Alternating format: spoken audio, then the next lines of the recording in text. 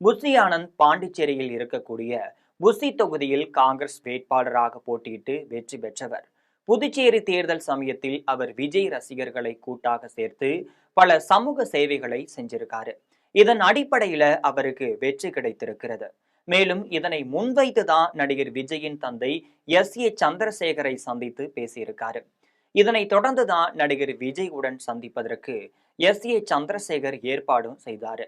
தனது தீவிர பணிகளால நடிகர் விஜய் மனதில் புஷி ஆனந்த் நீங்காத இடமும் பிடிச்சிருக்காரு. ஒரு காலகட்டத்துல நடிகர் விஜயின் வலதுகரமாக செயல்பட்ட புஷி ஆனந்த் தன்னிடம் கொடுத்த பணிகளை அனைத்தையுமே வெற்றிகரமாக செஞ்சும் முடிச்சிருக்காரு. இதற்கிடையே கட்சியை பலப்படுத்துவதற்காக ஜான் ஆரோக்கியசாமி, ஆதவர்ஜுனா, நிர்மல்குமார், அருண்ராஜ், ராஜ்மோகன் என பலரை முக்கிய ஆலோசகர்களாக விஜய் நியமனம் செஞ்சாரு. இதுல ஆரம்பம் முதலே ஜான் ஆரோக்கியசாமிக்கும் புஷி ஆனந்திற்கும் இடையே மோதல் போக்கானது ஏற்பட்டு வந்திருக்கு. இதனை தொடர்ந்துதான் ஆதவ் அர்ஜுனாவுக்கும் புஷி ஆனந்திற்கும் ஒத்து போகவில்லை. ஒருவருக்கொருவர் கருத்து வேறுபாடுகளால் மோதிக்கொண்டு இருக்காங்க. மதுரை மாநாட்டில் இந்த மோதல் உச்சகட்டமாக வெடிச்சிருந்துச்சு. இதற்கு பின்னர் தான் கரூர் சம்பவத்திலும் ஒருவருக்கொருவர் மாறி மாறி புகாரும் கொடுத்துட்டு வந்திருக்காங்க.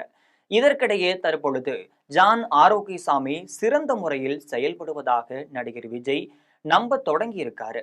அந்த வகையில புஷி ஆனந்தின் செயல்பாடுகள் சில குழப்பங்கள் இருப்பதாகவும் கருதுகிறார்கள்.